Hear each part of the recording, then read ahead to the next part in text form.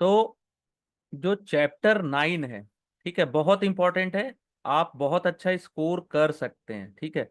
अगर मैं जो इंपॉर्टेंट पॉइंट्स आपको बता भी रहा हूं, इसको भी अगर आप अच्छे से कवर करते हैं तो आप बहुत अच्छा स्कोर एग्जाम में कर सकते हैं, ठीक है। क्वेश्चन आजकल थोड़े ट्रिकी आने लगे हैं। ट्रिकी इन द सेंस घुमा फिरा के जो क्वेश्चन पूछना, ठीक है। उसके कारण क्या होता है कि जिनको बेसिक स्टडी जिनका नहीं रहता या बेसिक जिनका स्ट्रांग नहीं है, तो उनको दिक्कत जाती है एग्जाम में। तो चैप्टर 9 का जो सबसे इंपॉर्टेंट है, न्यू फंड ऑफर, कई बार इसका फुल फॉर्म भी पूछ देता है, NFO, new fund offer process, ठीक है। तो एनएफओ के द्वारा न्यू म्यूचुअल फंड होता है ना, म्यूचुअल फंड स्कीम जो है वो इंट्रोड्यूस की जाती है इन्वेस्टर को फर्स्ट टाइम। एनएफओ आता है किसी भी म्यूचुअल फंड का फर्स्ट टाइम, ठीक है। असेट्स मैनेजमेंट एएमसी डिसाइड करता है न्यू स्कीम, ठीक है। उसमें मेन भूमिका होती है चीफ इन्वेस्टमेंट ऑफिसर सीआईओ और चीफ मार्केटिंग ऑफिसर सीएमओ। तो chief marketing officer based on market interest ये डिसाइड करते हैं, और इन्वेस्टमेंट ऑब्जेक्टिव क्या है वो चीफ इन्वेस्टमेंट ऑफिसर डिसाइड करते हैं। अप्रूवल का क्या प्रोसेस होता है, SID, scheme information document prepare किया जाता है। एसआईडी में क्या होता है अपन ने लास्ट क्लास में देखा है। इसको अप्रूव दिया जाता है ट्रस्टी के द्वारा और board of director of AMC. AMC के जो बोर्ड ऑफ डायरेक्टर हैं वो फाइनल अप्रूवल सेबी का होता है, submitted to SEBI for approval. और अगर सेबी अगर कोई चीज देखते हैं जो कि मॉडिफाइड करना होता है तो नेसेसरी मॉडिफिकेशन के बाद वो अप्रूवल दे देते हैं, नेसेसरी मॉडिफिकेशन, ठीक है। एएमसी जो होती है असेट मैनेजमेंट कंपनी, वो एडवर्टाइजिंग कैंपेन भी फॉलो करते हैं जो कि सेबी के एडवर्टाइजिंग रूल के अकॉर्डिंग होता है। ऐसा नहीं है कि अब बहुत ज्यादा अट्रैक्टिव आपने कर दिया, ठीक है। तो सेबी का जो भी एडवर्टाइजिंग रूल है उसके अनुसार, ठीक है। Events are held for intermediate and press, ठीक है। इंपॉर्टेंट डेट यहां से क्वेश्चन आता है, एनएफओ ओपन डेट, जब इन्वेस्टर कैन स्टार्ट अप्लाइंग, ठीक है। इन्वेस्टर अप्लाई करने वाला डेट, जिस दिन से आप अप्लाई कर सकते हैं, और last date to apply for the fund, ठीक है ये। फिर एनएफओ की प्राइसिंग क्या होती है, एनएफओ यूजली सेट होता है 10 रुपए पर यूनिट में, ठीक है, पर यूनिट 10 रुपीज, ठीक है। और on going offer price based on the NAV after the NFO period and. तो एनएफओ जैसे क्लोज होता है उसके बाद उसके एनएवी के अनुसार, ठीक है, जो एनएवी आता है उसके अनुसार प्राइस डिटरमाइन होता है। सब्सक्रिप्शन और रिडेम्पशन कैसे होता है, ओपन एंडेड में इन्वेस्टर सब्सक्राइब कर सकता है और रिडीम कर सकता है एनी टाइम। लेकिन क्लोज एंडेड में आप परचेस किए हैं एनएफओ से, लेकिन आप उसको केवल ट्रेड में सेल कर सकते हैं स्टॉक एक्सचेंज में। लेकिन क्लोज एंडेड फंड में क्या होता है, रिडीम एक्सपायरी वाले दिन, यानी कि जो उसका क्लोजिंग डेट होगा क्लोज एंडेड का, उस दिन वो आपको रिडीम होगा। ट्रेड भले ही स्टॉक एक्सचेंज में हो सकता है क्लोज एंडेड फंड, लेकिन रिडीम नहीं होता है, याद रखिएगा पॉइंट को। फिर इन्वेस्टमेंट प्लान और सर्विस, एक होता है ग्रोथ प्लान, यहां से भी क्वेश्चंस आते हैं, जिसमें कैपिटल एप्रिसिएशन मिलता है, आपको रेगुलर पे आउट नहीं मिलेगा। डिविडेंड प्लान, जिसमें आपको समय समय पे डिविडेंड मिलेगा, पीरियडिक पे आउट फ्रॉम अर्निंग। डिविडेंड री इन्वेस्टमेंट प्लान, डिविडेंड अमाउंट आपको री इन्वेस्टमेंट हो जाएगा, एडिशनल यूनिट मिल जाएगी उसकी जगह आपको, ठीक है। फिर सिस्टमेटिक ट्रांजेक्शन होता है, पहला होता है एसआईपी, सिस्टमेटिक इन्वेस्टमेंट प्लान, जिसमें आप रेगुलर इन्वेस्टमेंट करते हैं फिक्स इंटरवल में पर मंथ, ठीक है, 500, 1000, 2000, 5000। Systematic transfer plan, transfer of fund between scheme, यानी कि एक स्कीम से दूसरे स्कीम में आपने शिफ्ट कर दिया। सिस्टमेटिक विड्रॉल प्लान एसडब्ल्यूपी, जो आपका पीरियोडिक विड्रॉल होता है, ठीक है। एनएफओ का अलॉटमेंट कब होता है इन्वेस्टर्स को, जिस दिन एनएफओ क्लोज होता है उसके 5 बिजनेस डे, ठीक है। और क्या मिलता है, यूनिट अलॉट होता है, एप्लीकेबल एनएवी मिलता है, ट्रांजैक्शन डिटेल आपको रिसीव होता है अकाउंट स्टेटमेंट में, अगर आप अकाउंट स्टेटमेंट अच्छे से देखेंगे तो। यहां तक कोई क्वेश्चंस? अमित जी, इमरान जी, जितेंद्र जी, मेहुल, ओमकार, प्रसाद जी, एनी क्वेश्चंस? ये सब आएगा, ये जितने हाईलाइट मैंने किए हैं ना, ये सब आएगा। 5 डेज के अंदर होता है, ये भी क्वेश्चन आता है कई बार। All clear, very good. Revision करते रहिएगा, अच्छा रिजल्ट आएगा आप लोगों का। अकाउंट स्टेटमेंट फॉर इन्वेस्टमेंट, आपको पीरियडिक इन्वेस्टमेंट जो आपका अकाउंट है उसका स्टेटमेंट मिलेगा, उसकी समरी मिलेगी कि आपने टोटल होल्डिंग कितनी है, ट्रांजेक्शन यानी कि आपने विड्रॉल कब किया, और ऐड एक्स्ट्रा अगर आपने ट्रांजेक्शन किया है तो करंट वैल्यूएशन कितनी है, आपने पैसे कितने लगाए, वो प्लस में है कि माइनस में है, वो आपका वैल्यूएशन से पता चल जाएगा। डोरमेंट डोरमेंट इन्वेस्टर्स क्या होता है, ये भी क्वेश्चन आता है, जिन्होंने ट्रांजेक्शन नहीं किए 6 महीने के लिए, ठीक है, वो डोरमेंट इन्वेस्टर होते हैं। ये क्वेश्चन आता है, नो ट्रांजेक्शन इन 6 मंथ, ठीक है, आपको स्टेटमेंट मिलेगा अलोंग विथ एनुअल रिपोर्ट। फिर होता है केवाईसी, सबसे इंपॉर्टेंट, यहां से तो क्वेश्चन आना ही है।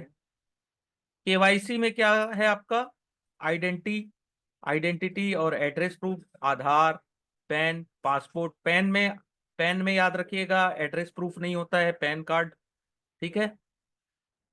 Verification through KRA, KYC registration agency, KRA का फुल फॉर्म भी आता है कई बार पूछने में। तो केवाईसी रजिस्ट्रेशन एजेंसी, री KYC in case of update in personal detail. NRI और माइनर को एडिशनल केवाईसी की रिक्वायरमेंट होती है, ठीक है। Financial transaction in mutual fund, जो अपन ने यहाँ ट्रांजेक्शन की बात की, तो पहला होता है परचेस, ठीक है, आपने परचेस किया वो ट्रांजेक्शन में आता है। रिडीम किया या स्विच किया बिटवीन स्कीम, स्विच करने को क्या बोलते हैं अपन यहाँ पे, सिस्टमेटिक ट्रांसफर प्लान, एसटीपी, एक स्कीम से दूसरे में शिफ्ट किया। तो ऑनलाइन जो ट्रांजेक्शन्स होते हैं through AMC website, mobile app, RTA like camps और कार्वी, कार्वी तो शायद बंद हो गया ना, ठीक है। ऑफलाइन ट्रांजेक्शन ब्रांचेस में होते हैं या इन्वेस्टर सर्विस सेंटर में होते हैं। कट ऑफ क्या है, cut off timing for NAV, liquid and overnight fund का 1:30, ठीक है, ये आता है। Cut off timing for NAV applicable, applicable कब होता है, अदर फंड का 3 PM, ठीक है। नॉन फाइनेंशियल ट्रांजेक्शन क्या होता है, change of bank detail, nomination, mode of holding, contact detail, ठीक है। फिर सिस्टमेटिक ट्रांजेक्शन सेम है। सिस्टमेटिक इन्वेस्टमेंट प्लान से क्या होता है, enable discipline investing. Systematic transfer plan में क्या होता है, transfer money from one scheme to other. Systematic withdrawal plan, regular cash flow from investment, ठीक है, या तो प्लस में आपने माइनस किया हर महीने 2 महीने में, ठीक है। फिर होता है change in status of special investor category, अगर investor move between tax category, different tax category, जैसे माइनर से एडल्ट हो गए, रेसिडेंट है जैसे इंडिया में रहते हैं, अचानक से आप विदेश चले गए, एनआरआई हो गए, तो आपका जो टैक्स कैटेगरी है वो चेंज हो जाता है। तो आपको ये फंड हाउस को इन्फॉर्म करना होता है, ठीक है। और प्रॉपर डॉक्यूमेंट्स लगते हैं अपडेशन के लिए, जैसे माइनर से एडल्ट हुए, रेसिडेंट से एनआरआई हुए, तो ठीक है। इन्वेस्टर ट्रांजेक्शन, ये भी आता है क्वेश्चंस, जैसे आपने परचेस किया ऑर्डर, ठीक है, वो एग्जीक्यूट कब होगा, T+1 डे या T+2 डेज। और रीडीम अगर आपने किया है तो T+3 डेज में होगा। यहां से केस स्टडी में भी आ सकता है क्वेश्चन, ठीक है। आपको अपना रिक्वेस्ट को ट्रैक करना है तो ऑनलाइन पोर्टल या कॉल सेंटर पे कॉल करके भी आप अपना जो क्या नाम है, अपना ट्रैक रिक्वेस्ट है उसको आप देख सकते हैं कि हमारा हमारा जो प्रोसेस कहाँ तक पहुंचा है, क्या हुआ क्या नहीं हुआ, ठीक है, डिटेल में। तो ये मैंने आपको इंपॉर्टेंट पॉइंट बता दिए चैप्टर 9 के। यहीं से क्वेश्चन आएगा, मैक्सिमम क्वेश्चन इतने में से ही पूछेगा, ठीक है।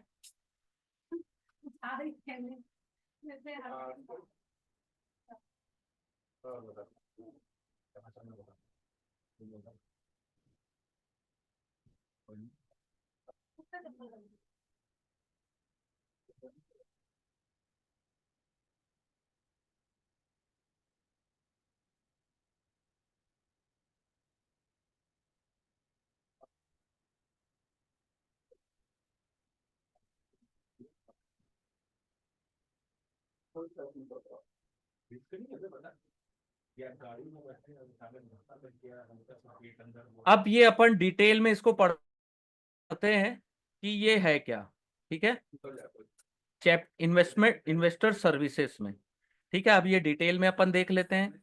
जो इंपॉर्टेंट पॉइंट थे मैंने आपसे चर्चा कर दिया है, और कोई इंपॉर्टेंट पॉइंट्स होंगे तो उसको भी अपन देख लेते हैं। जैसे एनएफओ का ऑफर प्रोसेस क्या है, एनएफओ प्राइस क्या होती है, ongoing price for subscription of mutual fund, investment plan और option, allotment of mutual fund unit to investors, content and periodicity of statement of account mutual fund investors, application form of mutual fund, financial transaction, cut off timing, KYC requirement, different type of systematic transaction, operation aspect of systematic transaction, process of non-financial transaction in mutual fund, change in status of special investment investor categories। ठीक है, ये देख लेते हैं अपन और थोड़ा detail में, क्योंकि हमारे पास टाइम है। जो मैंने इंपॉर्टेंट पॉइंट थे वो आपसे शेयर कर दीजिए, उसको आप भूलिएगा मत, ठीक है। उसको आपको अच्छे से याद करके रखना है, वरना एग्जाम में दिक्कत होगी। वो पॉइंट तो आपको नोट करना ही है, लास्ट टाइम स्टडी में आपको काम आएगा ही आएगा, ठीक है। अगर हम इतनी मेहनत कर रहे हैं, लाइव क्लास अटेंड कर रहे हैं, अपना समय दे रहे हैं, तो अपने को 50 नंबर पाना हमारा टारगेट नहीं होना चाहिए। अपने को कम से कम 70 से ऊपर स्कोर करने के लिए अपना माइंडसेट होना चाहिए कि हमको 70 से ऊपर नंबर मिले, तब तो मतलब है इतनी मेहनत करने का, स्टडी करने का, ठीक है। 50 नंबर तो आप एक दिन पहले भी अगर अच्छे से पढ़ लें तो आपका 50 तो आ ही जाएगा, ठीक है। तो एनएफओ का जो प्रोसेस है, न्यू फंड ऑफर, एनएफओ मैंने बताया कि इसका फुल फॉर्म पूछते हैं, तो असेट्स मैनेजमेंट कंपनी है, वो डिसाइड करती कि स्कीम को मार्केट में लाना है। और डिसाइड कौन करता है, basis of input from chief investment officer on investment objective that would benefit investor, और input from chief marketing officer. ये दो लोगों की इंपॉर्टेंट भूमिका होती है, ठीक है। AMC can have one fund scheme in a category. There are defined fund with a broad equity, debt और hybrid। एक फंड होगा, चाहे वो इक्विटी होगा, डेप्ट होगा, हाइब्रिड होगा, वो डिसाइड करती है AMC, ठीक है। NFO has to be in a category where AMC does not already have a fund or scheme, ठीक है। जहां पे आपके पास कोई फंड स्कीम नहीं है, उसको आपको कैटेगरी वाइज बताना भी है, ठीक है। It has to be category where AMC can have multiple fund, scheme, sector, index of fund, ये सब चीजें बताना है। AMC प्रिपेयर करती है SID, ये याद रखिएगा, फॉर NFO।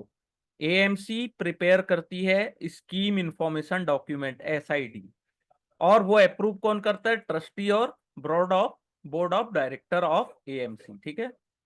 डॉक्यूमेंट को अपन फिल करते हैं सेबी के साथ, वो अपना ऑब्जर्वेशन देते हैं, SEBI make on the SID और नीड टू बी इनकॉर्पोरेटेड और अप्रूवल बाय ट्रस्टी, ठीक है, तो वो अप्रूव हो जाता है। और AMC डिसाइड करती है सुटेबल टाइमलाइन। AMC लॉन्च करती है advertisement and public relation campaign, जिससे इन्वेस्टर को अवेयर हो पाए NFO के बारे में, ठीक है, compile with SEBI advertising code. AMC hold करती इवेंट्स को, ठीक है। फिर वही NFO का ओपन डेट, जब जब वो इन्वेस्टर्स के लिए ओपन होता है, क्लोज डेट, जब वो इन्वेस्टर के लिए क्लोज होता है। स्कीम रीओपनिंग डेट, ठीक है, this date for which investor can offer their unit for repurchase to the scheme. आप वापस बाय कर सकते हैं और buy new unit of scheme, ठीक है। एएमसी अनाउंस करती है सेल और repurchase price for the scheme reopening date, ठीक है। क्लोज एंडेड स्कीम जो होता है उसमें एनएफओ ओपन डेट और क्लोज डेट होता है ना, और नो स्कीम रीओपनिंग, इसमें रीओपनिंग डेट नहीं होता है, ठीक है। सेबी के गाइडलाइन के अनुसार एनएफओ ओपन रह सकता है मिनिमम 3 वर्किंग डेज के लिए, ठीक है। एनएफओ 3 डेज के लिए, मिनिमम 3 डेज के लिए आपको ओपन करना है। और एनएफओ अदर देन ELSS वो ओपन हो सकता है मैक्सिमम 15 डेज के लिए, ठीक है। अलॉटमेंट ऑफ यूनिट और रिफंड ऑफ मनी आपको 5 डेज के अंदर कंप्लीट करना होता है। या तो आप यूनिट दे दीजिए या तो उनको वापस पैसे दे दीजिए, तो 5 डेज का टाइम होता है। ओपन एंडेड स्कीम रीओपन होता है फॉर सेल और repurchase within a 5 business date of allotment. Business date यानी कि Monday to Friday. NFO price क्या होता है? जो price per unit investor paid करता है उस स्कीम को खरीदने के लिए, ठीक है। Purchase redemption switch out by investor is the price at which the investor purchase और रिसीव रिडेम्पशन स्विच आउट, ठीक है।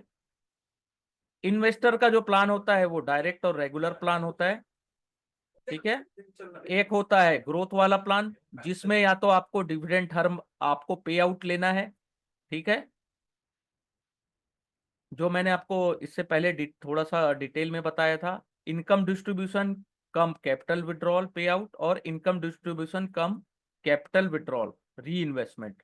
डिविडेंड या तो आपको पे करना है, आप ले सकते हैं, या तो उस डिविडेंड को वापस इन्वेस्टमेंट के लिए डाल सकते हैं। एंड ग्रोथ प्लान यानी कि आपको डिविडेंड से मतलब नहीं है, आपको अगर ग्रोथ दिख रहा है उसी में आप इन्वेस्टमेंट किए तो वो ग्रोथ प्लान होता है। तो हमेशा आप देखे होंगे कई तो म्यूचुअल फंड में डी लिखा होता है, कई में जी लिखा होता है। तो डिविडेंड यानी डी और जी यानी ग्रोथ, ठीक है। ग्रोथ ऑप्शन में dividend is not declared, nothing is receive in bank account, ठीक है। There is nothing to reinvest, enable would therefore capture the full value of portfolio gain, ठीक है। आपको जो भी income distribution cum capital withdrawal पे out option जो है उसमें आपको जो भी आपने यूनिट सोल्ड की है और उसकी एनएवी कितनी है, जितनी हायर होगी उतना ही ज्यादा आपको गेन मिलेगा पोर्टफोलियो में। तो इसको ग्रोथ ऑप्शन बोलते हैं, ठीक है। ये देख लीजिए यहाँ पे दिया गया है income distribution cum capital withdrawal, तो डिविडेंड आपको बैंक अकाउंट में रिसीव होगी और जो टैक्स है वो डिविडेंड में लगेगा। आपकी नंबर ऑफ यूनिट वो इंप्रूव नहीं होगी, ठीक है। Income distribution cum capital withdrawal, तो री इन्वेस्टमेंट ऑप्शन, डिविडेंड आपको बैंक के अकाउंट में नहीं मिलेगा, जो आपको डिविडेंड नहीं मिलेगा लेकिन टैक्स उसका पटाना पड़ेगा आपको, और आपका जो नंबर ऑफ यूनिट है वो बढ़ेगा, ठीक है।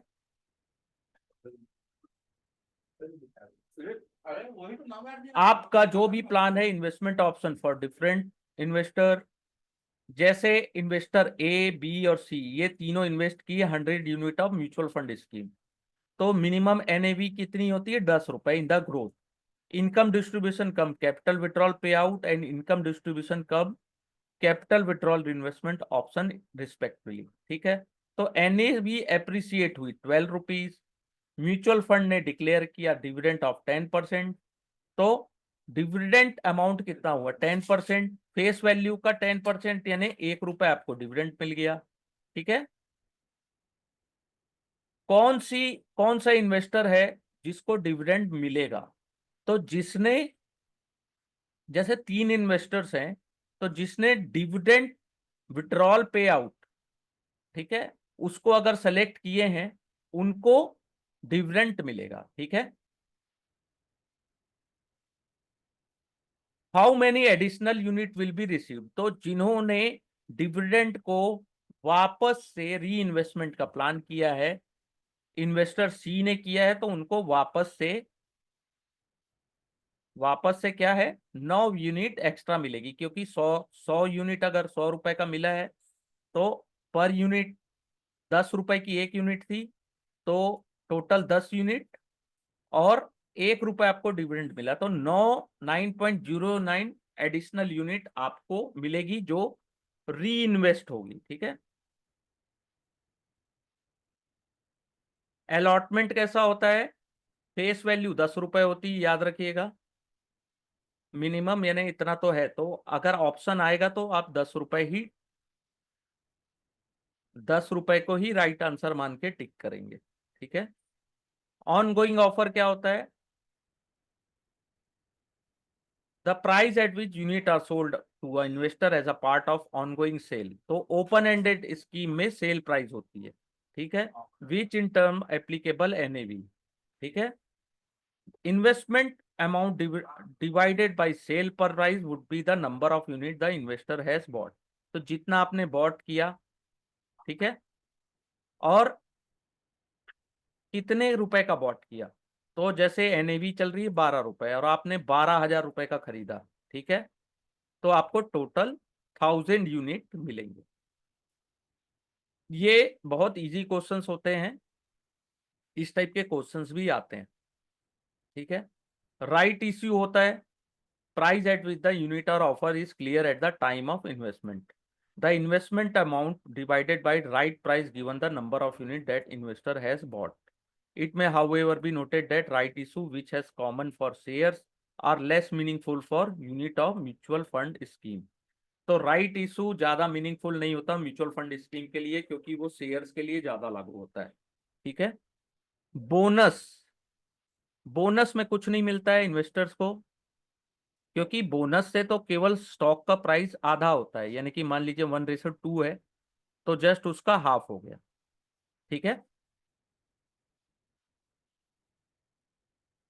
एनएवी आपकी थोड़ी सी रिड्यूस हो जाती है इसमें, लेकिन आपकी जो होल्डिंग वैल्यू है, जैसे आपके पास 1000 यूनिट है और आपने किसी ऐसे स्टॉक का, मान लीजिए इसमें ऐसा स्टॉक था जिसको बोनस मिला, तो आपका जो यूनिट है उसकी जो एनएवी है, ठीक है, वो थोड़ी सी रिड्यूस हो जाती है। जैसे 12 रुपए तो मान लीजिए 8 रुपए हो गया, 9 हो गया, या हाफ भी हो सकती है, लेकिन आपकी जो ये यूनिट है ये भी बढ़ जाती है। आपका टोटल जो वैल्यू है उसमें कोई फर्क नहीं पड़ता है। ठीक है। अलॉटमेंट जब होता है तो आपको जो यूनिट है डीमेट में, वो डीमेट फॉर्म में मिल जाती है। असबा जो है ASBA इसका फुल फॉर्म पूछता है, याद रखिएगा। आ ठीक है। असबा का फुल फॉर्म कोई जानते हैं?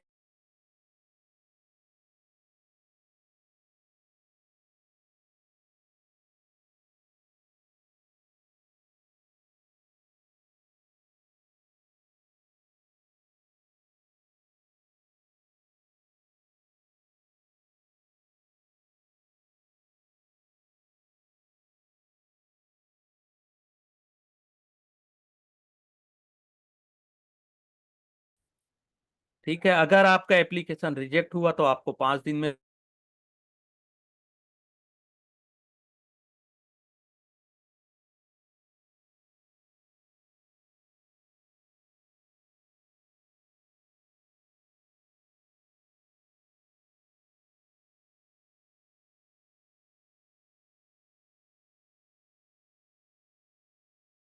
अगर आपको 5 डेज के अंदर पैसे नहीं मिलते, अगर आपका रिफंड आ रहा है और आपको 5 डेज के अंदर पैसे नहीं मिले, यस यस, आईपीओ में भी यूज होता है, एनएफओ में भी यूज होता है।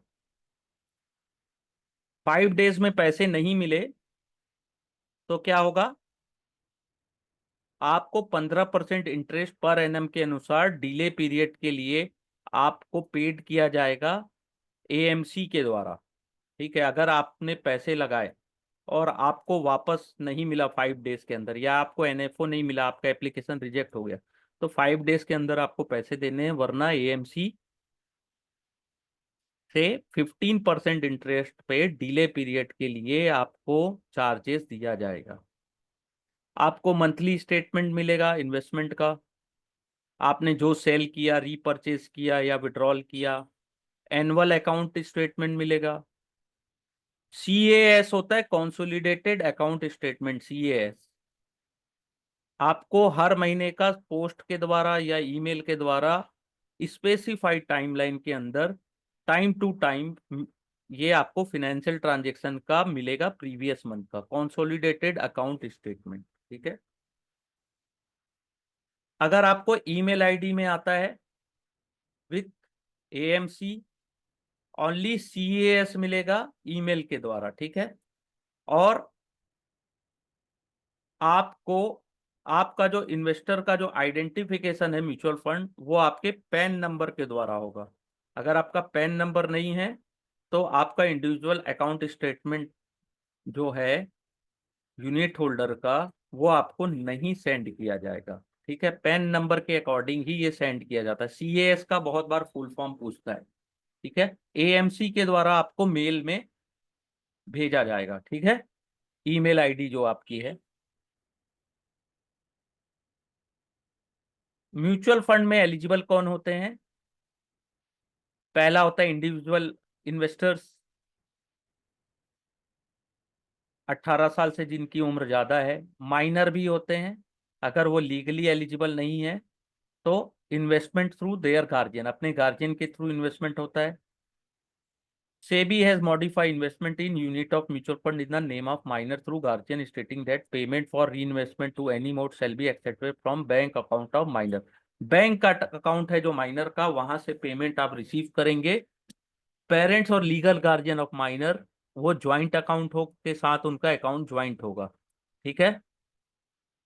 For existing portfolio the AMC shall insist upon a change of pay out bank mandate before redemption is proceed. ठीक है। एग्जिस्टिंग पोर्टफोलियो है तो आप अपना पे आउट बैंक को चेंज भी कर सकते हैं, लेकिन आपका ज्वाइंट अकाउंट होना चाहिए लीगल गार्जियन या पेरेंट्स के साथ। और जो भी पे आउट हो रहा है, पे इन हो रहा है, म्यूचुअल फंड को जो आप पैसे दे रहे हैं वो बैंक अकाउंट के थ्रू देंगे, वो भी माइनर के। ठीक है। फिर ये क्वेश्चन आता है, थोड़ा इसको अच्छे से देखिएगा, माइनर का समझ लीजिएगा, HUF का भी समझ लीजिए। HUF जो फैमिली मेंबर्स होते हैं, pool the family money for investor, head of the family उसको क्या बोलते हैं? कर्ता। हेड ऑफ द फैमिली जो होता है कर्ता है, होता है invest on behalf of the family. तो HUF में कर्ता इन्वेस्टमेंट करता है। ठीक है। Against his name in the application he would add the letter HUF। Application के साथ अपना HUF लेटर को भी वो ऐड कर सकते हैं कि हमारी जो इन्वेस्टमेंट है वो फैमिली से बिलोंग करती, हिंदू अनडिवाइडेड फैमिली, HUF। ठीक है। ये याद रखिएगा, यहां से भी क्वेश्चन आता है। ठीक है। समझने के लिए बहुत अच्छी है। फिर NRI और पर्सन ऑफ इंडियन ओरिजिन, जो बाहर रहते हैं, देश से बाहर, या तो बाहर वर्क कर रहे हैं या उनकी फैमिली बाहर रहती है, और या टिपिकली NRI है जो इन्वेस्टमेंट करना चाहते हैं इंडिया में। तो some Indian go on to become citizen of foreign country. अगर कई सिटीजन ऐसे होते हैं जो देश से बाहर चले गए और वो फॉरेन फॉरेन कंट्री का उन्होंने सिटीजनशिप ले लिया, जैसे US, कनाडा और न्यूजीलैंड, तो इंडिया उनको परमिट नहीं करती ड्यूअल सिटीजनशिप की, तो उनको अपना इंडियन सिटीजनशिप को गिव अप करना पड़ता है। ठीक है। याद रखिएगा, यहां से भी क्वेश्चन पूछता है कई बार घुमा फिरा के। ठीक है।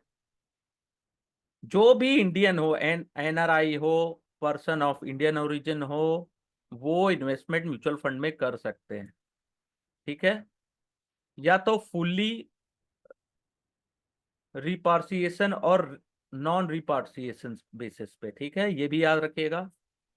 और as a part of document क्या लगेगा? प्रोवाइड द देयर PIO और overseas overseas citizenship of India card. ये दो चीज आपको दिखाना पड़ेगा। ठीक है। NRI और PIO resident abroad have the facility of investing on repatriable basis. ठीक है। NRI और PIO को जो इन्वेस्टमेंट की फैसिलिटी दी गई है वो रिपार्सिएबल बेसिस में दी गई है। When they sell the investment, आपका जो सेल होगा वो ट्रांसफर हो जाएगा अब्रॉड में। ठीक है। They can invest on non-repassable basis also, which the process from sale of those reinvestment cannot be remitted abroad. तो आप समझ गए, रीपार्सिएबल में आपका जो पैसा है वो ट्रांसफर हो जाएगा अब्रॉड, और नॉन रिपार्सिएबल में, रीपार्टिएबल में आपका हो जाएगा, क्योंकि रेमिट नहीं होगा अब्रॉड। ठीक है। फिर होता है फॉरेन इन्वेस्टर्स, जो भी आपका सेबी की गाइडलाइन को फॉलो करते हैं और अपना केवाईसी कंप्लीट करते हैं, उनको क्या बोलते हैं, क्वालिफाइड फॉरेन इन्वेस्टर्स। ठीक है। वो एफपीआई के थ्रू आते हैं, फॉरेन पोर्टफोलियो इन्वेस्टर के थ्रू, और कोई भी फॉरेन इंडिविजुअल हो सकते हैं, ग्रुप ऑफ एसोसिएट हो सकते हैं, लेकिन इसके लिए आपको उस कंट्री के financial action task force FATF और group of member of FATF उसका इंटरनेशनल आईओएससीओ के द्वारा या एमओयू के द्वारा आपको उसका जो लेटर है वो सबमिट करना पड़ेगा। और TFI can purchase individual fund through demat account only, direct route, या तो यूनिक कंफर्मेशन रिसिप्ट के द्वारा। ठीक है। ये दो ऑप्शन से वो इन्वेस्टमेंट कर सकते हैं। ये एफएटीएफ का फुल फॉर्म कई बार पूछता है, फाइनेंशियल एक्शन टास्क फोर्स, बहुत इजी है। आईओएससीओ का फुल फॉर्म तो अभी तक पूछा नहीं है, लेकिन याद करने में क्या जाता है, international organisation of security commissions. पूछ दिया तो बोनस नंबर है अपने लिए।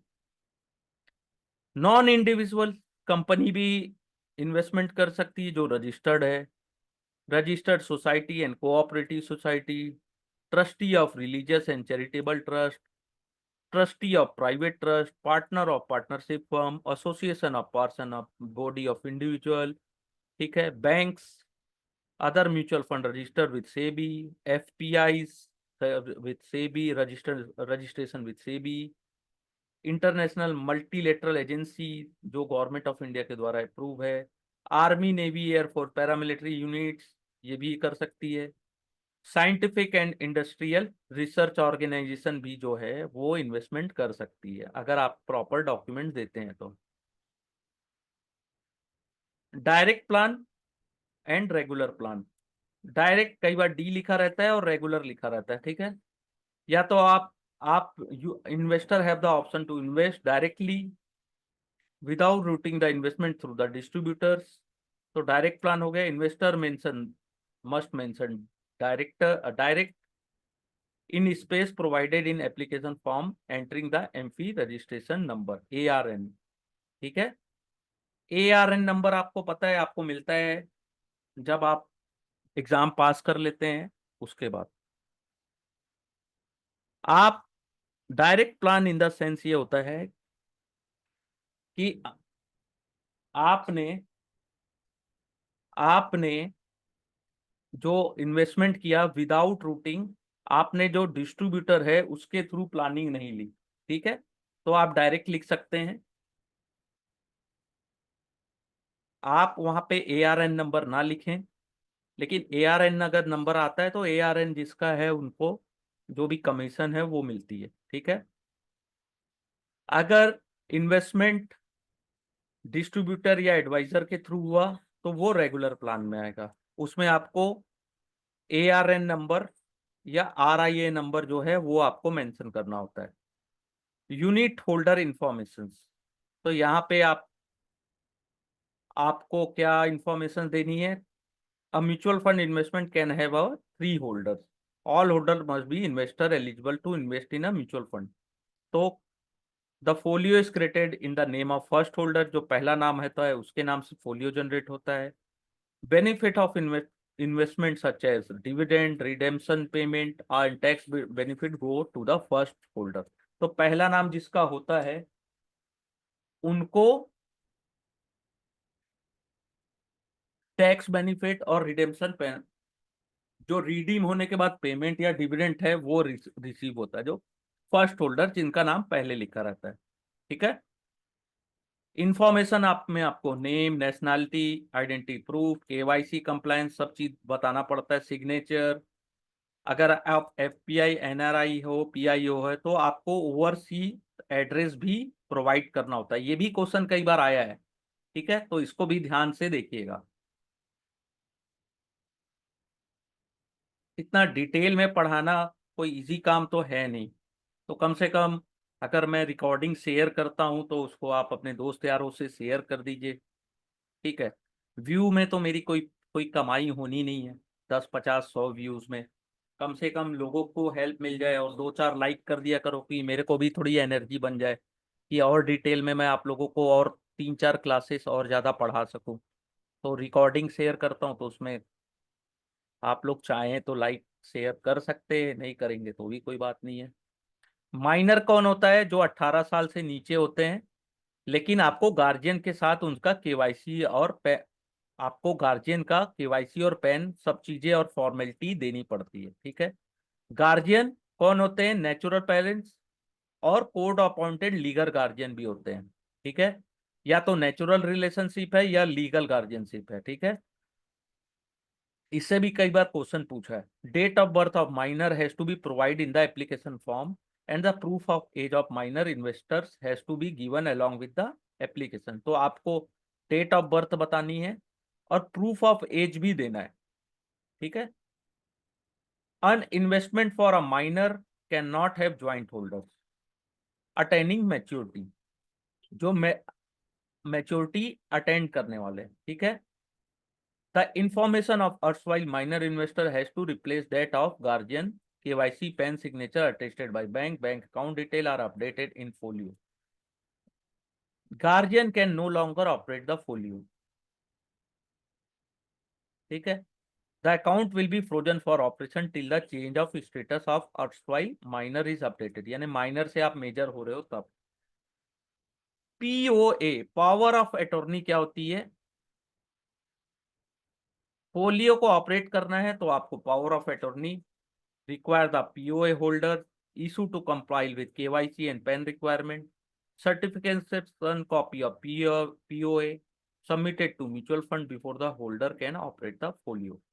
The grantor or investor can continue to operate the account despite granting a POA.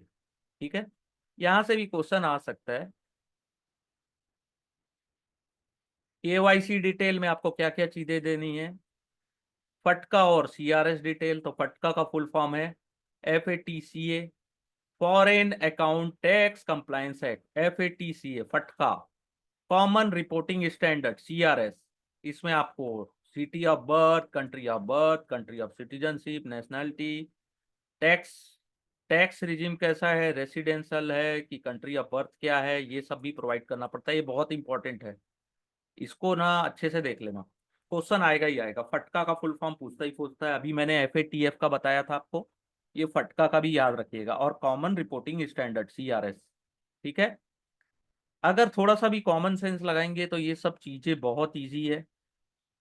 आपको अच्छे स्कोर करने हैं तो थोड़ा स्लो मोशन में हो, आप चाहें तो एग्जाम को अगले हफ्ते के लिए भी टाल सकते हैं और बहुत अच्छा स्कोर कर सकते हैं।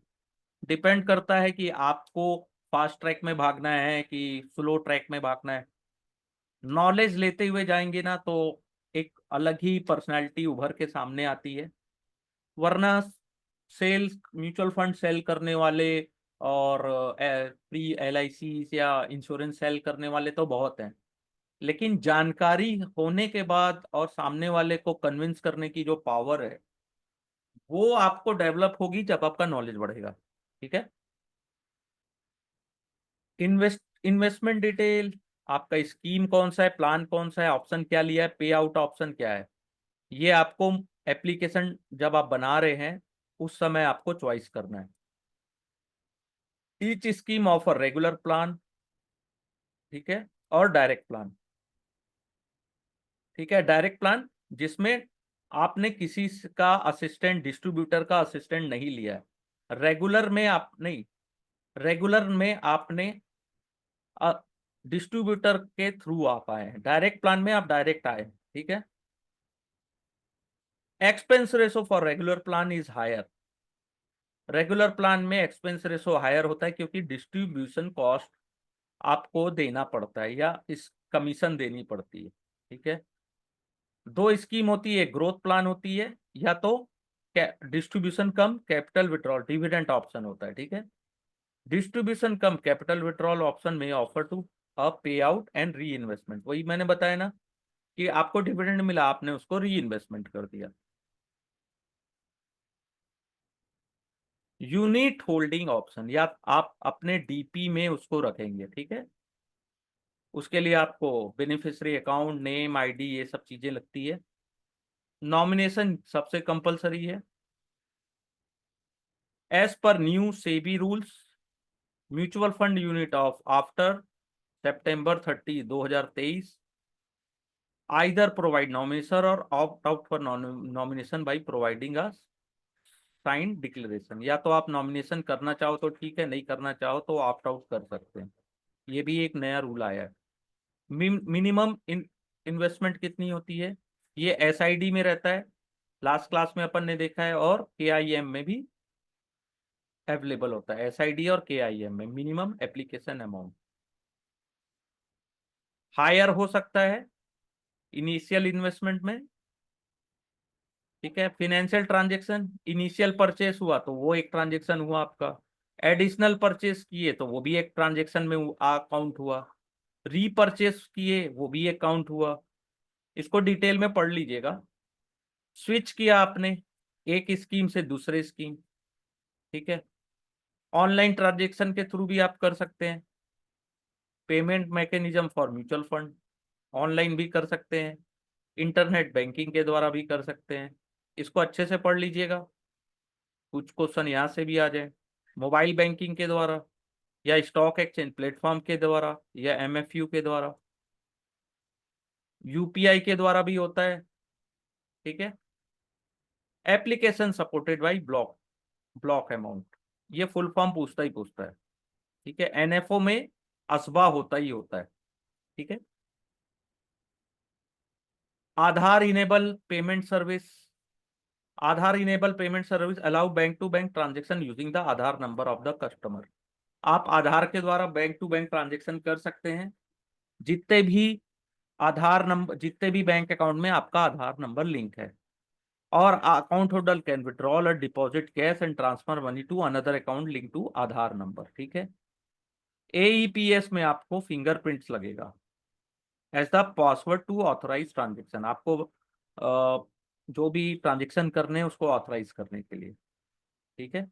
इससे हो सकता है पूछ दे एईपीएस का फुल फॉर्म, तो आधार इनेबल पेमेंट सर्विस। फिर national unified USSD platform, national unified USSD platform mobile banking है।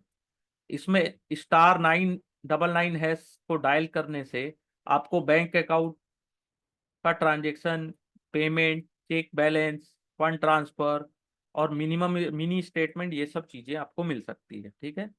NUUP जो है वो 11 लैंग्वेज में अवेलेबल है, ठीक है। इसको भी देख लीजिएगा, हो सकता है कभी आ जाए क्वेश्चन, कोई भरोसा थोड़ी ना, बुक में लिखा है तो पूछ भी सकता है। E wallet, cards, one time mandate, ठीक है।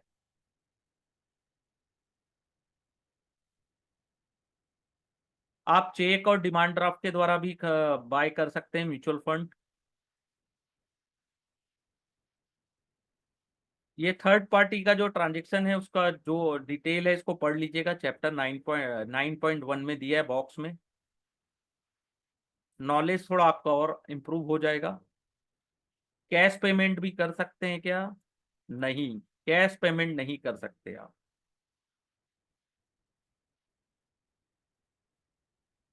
लेकिन कितने तक हो सकता है? ऐसे लोगों के लिए, फार्मर, स्मॉल ट्रेडर, बिजनेसमैन और वर्कर, आप 50,000 रुपए पर इन्वेस्टर्स कैश ट्रांजेक्शन कर सकते हैं।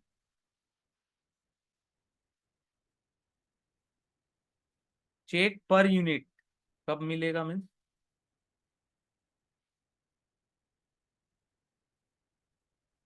यस सर, चेक पर यूनिट मीन्स, मैं आपको अनम्यूट किया हूं।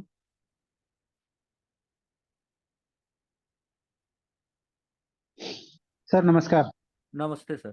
सर वो चेक और ड्राफ्ट से दे रहे हैं ना, किससे भी पेमेंट कर सकते हैं, तो उसमें हाँ, यूनिट मिलेगा अगर चेक से पेमेंट करता है क्लाइंट। हाँ तो डीडी भी बना सकते हैं, अगर आपके पास चेक नहीं है, लेकिन अकाउंट कैश से डीडी नहीं बनेगा आपका। नहीं, वो तो डीडी बन जाएगा, लेकिन डीडी में तो लफड़ा होता है, अगर चेक क्लाइंट काट के दे दिया तो उनको यूनिट कब अलॉट होगा? 5 डेज के अंदर। अच्छा, 5 डे लग जब जाएगा। एनएफओ क्लोज हो जाता है उसके 5 डेज के अंदर। अच्छा अच्छा अच्छा। हाँ, within a G five G. Days मिल जाएगा। अगर नहीं मिला तो 15% इंटरेस्ट में एएमसी आपको पैसे देगी, क्योंकि चेक तो से तो आप। कलेक्शन, हाँ, सर वो कलेक्शन करा के जब पेमेंट उनका चेक का आ जाएगा तभी तो वो इशू करेंगे। नहीं तो चेक तो आप उनके अकाउंट में डाल देंगे, एक दिन में हो जाता है आजकल। और हाँ अच्छा। ऐसी स्कीम में तो लोग जो म्यूचुअल फंड डिस्ट्रीब्यूटर रहते हैं या बैंक है वो तो तुरंत करती है कि भैया आज ही के आज ही पैसा चले जाए। जी जी जी। हाँ, ठीक है लेकिन सर। आजकल चेक ज्यादा लोग यूज नहीं करते हैं, हाँ लेकिन चेक आज। करना चाहिए। हम्म। डिटेल बहुत अच्छा क्लियर रहता है, आपको चेक के द्वारा सब चीजें डिटेल मिलने में बहुत आसानी होती हाँ सर, ये एसआईडी या चाहे जो भी ये आज के डेट में है ये लिख रहा है, है। लेकिन हाँ जो डायरेक्ट आने वाले हैं हाँ, वो सब थ्रू कर रहे हैं, तो उसमें कहाँ उनको मिलेगा किम पढ़ने के लिए, कि जैसे किम होता है पढ़ते हैं वो तो वो। ठीक है। वो इन्वेस्टर को पढ़ना है। आपने दिया हम्म या नहीं दिया, जब उनसे साइन ले लिए ना, हम्म, उनका ये मतलब है कि उन्होंने पढ़ के साइन किया है। वो लीगल डॉक्यूमेंट्स होता है। आपको जी। डिटेल आप बताए तो अच्छा है, ठीक है, हम्म बताना भी चाहिए। अगर कोई आप पे ट्रस्ट करके, अगर कोई म्यूचुअल फंड में सेल कर रहा है तो उनको पूरी डिटेल बतानी चाहिए, क्योंकि वो अपनी पूरी जिंदगी की कमाई वहां पे लगाने वाले हैं। तो लोग हम्म। देते हैं कि नहीं देते, अब वो मैंने को प्रैक्टिकली तो मैंने नहीं देखा है। अब वो डिपेंड नहीं, जब करता है। पहले फार्म आती थी तो हाँ फार्म में रहता था, 3 पन्ने का फार्म रहता था, हाँ, उसमें उसमें पूरा रहता। डिटेल रहता है। हाँ लेकिन अब तो फिलहाल सब ऑनलाइन हो रहा है, हाँ, तो तो ऑनलाइन उसमें तो में वही पीडीएफ उसके हम्म, ऊपर भी होता है। ठीक सर। इंस्टेंट एक्सेस फैसिलिटी, ये क्या होता है? IAF facilitate credit of redemption process in bank account of investor on the same day of redemption request. Mutual fund और AMC can offer IAF only in liquid scheme. आपको monetary limit under IAF is 50,000 तक आपको instant मिल सकता है access. 50,000 और 90% of latest value, आपकी जो भी वैल्यू है विच एवर इज लोअर, तो ये मिल सकता है आपको। ठीक है, अभी मिलता है कि नहीं थोड़ा आप देख लीजिएगा। अभी कट ऑफ टाइम मैंने बताया था कि इक्विटी ओरिएंटेड फंड है तो वो 3 बजे, ये आता ही क्वेश्चन है ना, इसको कंफ्यूज हो जाओगे। 3 बजे होता है। लिक्विड और ओवरनाइट में 1:30 बजे होता है। ठीक है, कट ऑफ जो टाइम है। रिडेम्पशन आपको करना है तो 3 बजे। ठीक है, लिक्विड फंड का वही three three PM. Working days कैसे काउंट होता है? नॉन बिजनेस डे संडे होता है, नॉन बिजनेस डे सैटरडे होता है, non business day Monday to Friday जो होता है वो बिजनेस डे होता है।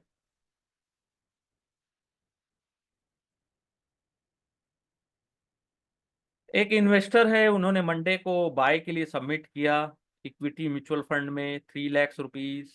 तो मंडे को उन्होंने एप्लीकेशन मेट कर दिया, तो fund get realise on Wednesday by 2 PM। ठीक है, तो आपको वेडनेसडे की एनएवी प्राप्त होगी। ठीक है, आपने मंडे को दिया तो आपको मंडे का नहीं मिलेगा, जिस दिन फंड आपका रियलाइज हो गया उस दिन मिलेगा। तो T+1 डेज और T+2 डेज भी होता है ना। तो मंडे को आपने किया तो मैक्सिमम वेडनेसडे। ठीक है, और आपको फंड जो है उसका रियलाइज या अवेलेबल ऑफ यूटिलाइजेशन वैल्यू जो है वेडनेसडे को 5 बजे तक मिलेगा। ठीक है, आप थर्सडे की जो एनएवी है वो आपकी प्रेस एनएवी होगी।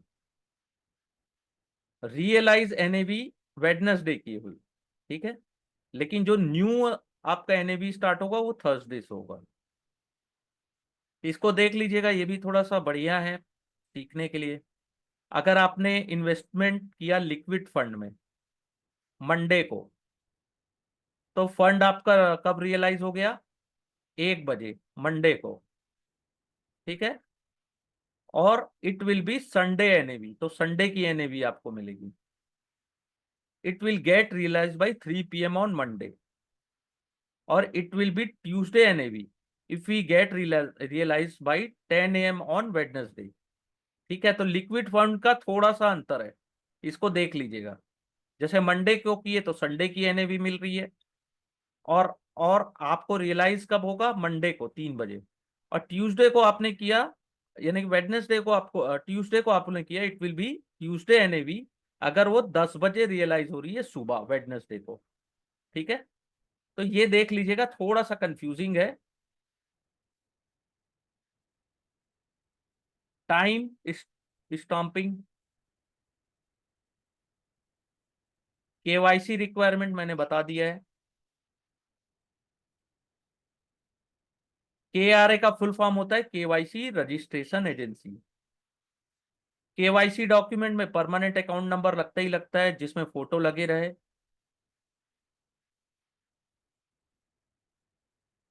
एड्रेस में आपको लगेगा Aadhaar card, passport, voter ID, ration card, driving licence, bank account statement, utility bill. ये देख लीजिएगा, कई बार आता है कि proof which is not a proof of address, तो पैन कार्ड भी ऑप्शन में आता है, तो पैन कार्ड में प्रूफ ऑफ एड्रेस होता ही नहीं है। और प्रूफ ऑफ एड्रेस में passport, voter ID, ration card, ये सब चीजें हैं। Sample form of KYC appendix 7 to appendix 10 में अवेलेबल है। पैन नंबर आपके लिए कंपलसरी है।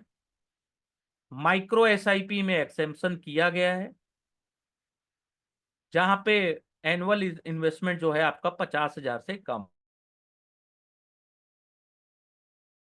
एसआईपी में। C KYC centralize KYC registration agency के द्वारा होता है।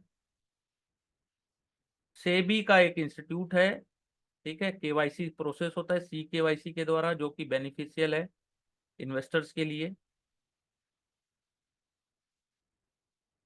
सेंट्रलाइज केवाईसी बोलते हैं इसको।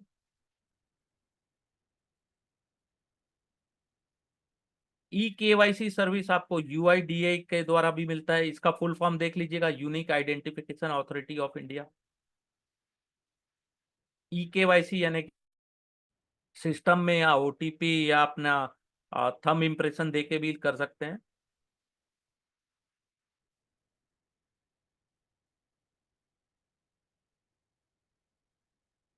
एक बार इसको अच्छे से अगर आप पढ़ लेंगे तो बहुत सारी और भी चीजें हैं जो आप जानने के इच्छुक हैं, तो वो आपको क्लियर हो जाएगी। और मैंने इसके इम्पोर्टेंट पॉइंट जो है वो आपको क्लास के स्टार्टिंग में ही बता दिया था। अच्छे से पढ़ेंगे तो बहुत अच्छे नंबर आ सकते हैं। अगर आप आज मेरे साथ 1 आवर्स दिए हैं, तो मैं आप सभी स्टूडेंट से ये एक्सपेक्ट करता हूँ कि आप एटलीस्ट कम से कम 70% नंबर तो लेके ही आएंगे एग्जाम में। तब तो मतलब है इतनी मेहनत का। 1 आवर भी अगर आपने दिया है, तो 1 आवर आफ्टर क्लास आप इसको स्टडी करिए, बहुत अच्छे नंबर आएंगे, कॉन्फिडेंस बूस्ट होता है। पास तो हर कोई कर लेता है, जो कॉन्फिडेंस बूस्ट करना और खुद की एक पर्सनालिटी बनाना, यानी कि खुद का एक होना चाहिए दमखम दिखाना, वो एक अलग चीज है। ठीक है,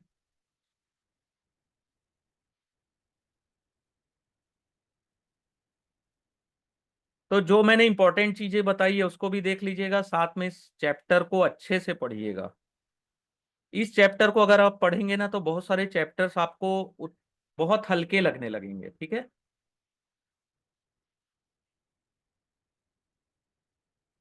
ये कर्ता का जो HUF है, इसको भी अच्छे से मैंने बताया है, इसको भी और अच्छे से देख लीजिएगा। HUF से रिलेटेड क्वेश्चन आते ही आते हैं। तो नेक्स्ट क्लास में आप लोगों ने बोला था कि एक मिनट इसको मैं और